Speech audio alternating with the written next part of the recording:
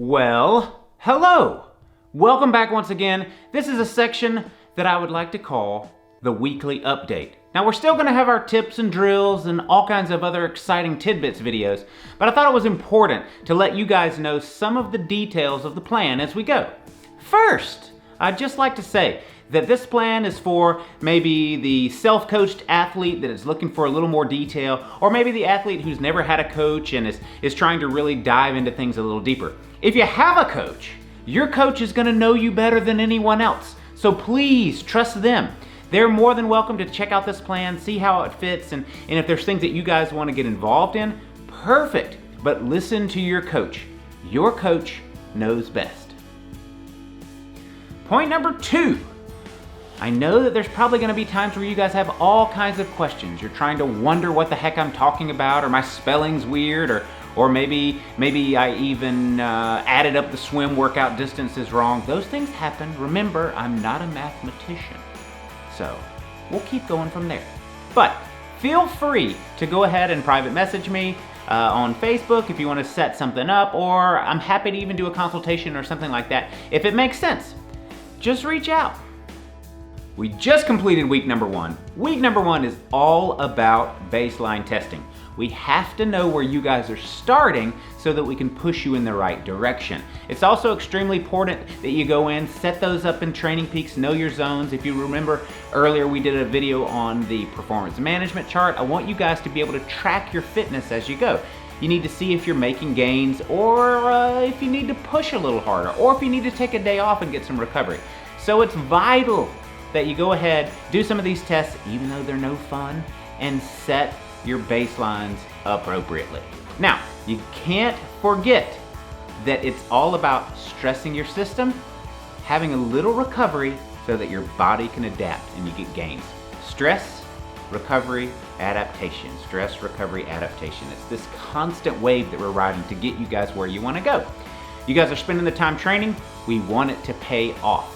Get the most out of your investment. All right, let's chat a little bit about the plan. Whether you're an Olympic athlete or a sprint athlete, we're gonna have key workouts in each discipline every week. Now, how do I define a key workout? Well, we know that we have to build endurance. That's a key cog of our foundation.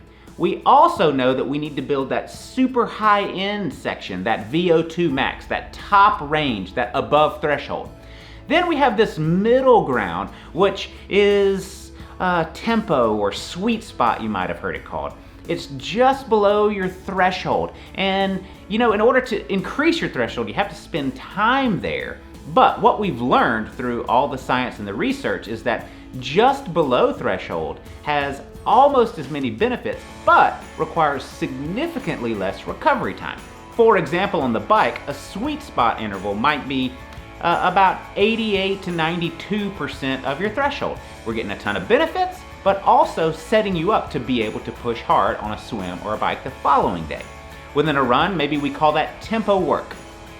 Then you have high-end spiky intervals, the pointy guys, the ones that are gonna really, really push you.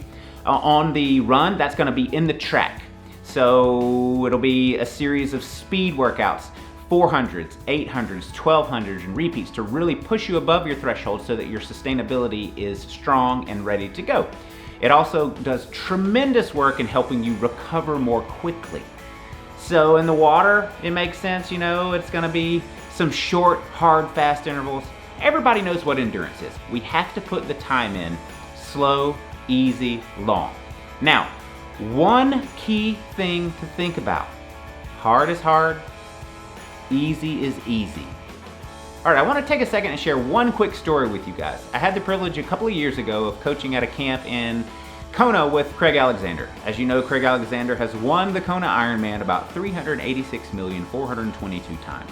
He is a brilliant athlete who is lightning fast. This guy does his mile repeats well below 6-minute miles, probably closer to 5.5. And this is after like a freaking 100-mile bike ride. But what I noticed was when he did his recovery runs that week, they were all in about the 10-minute pace. The lesson that I picked up on was, wait a minute, if I'm an average athlete and he's a super elite athlete, and he has probably about 4 to 5 minutes difference between his fast and his recovery, maybe I need to pay more attention between the gap there. So we started paying attention to some of our athletes at home, and we realized that their recovery runs were at about a 9-minute mile. Then their tempo runs were, say, at 8:45. And then their hard track sessions were at 8:30 pace. A grand total of about 30 seconds difference. Now, remember, elite athlete, massive difference. Us, not so much. So the challenge that I want to have for you guys is, please know, recovery paces are slow. Take it easy. The goal is to recover.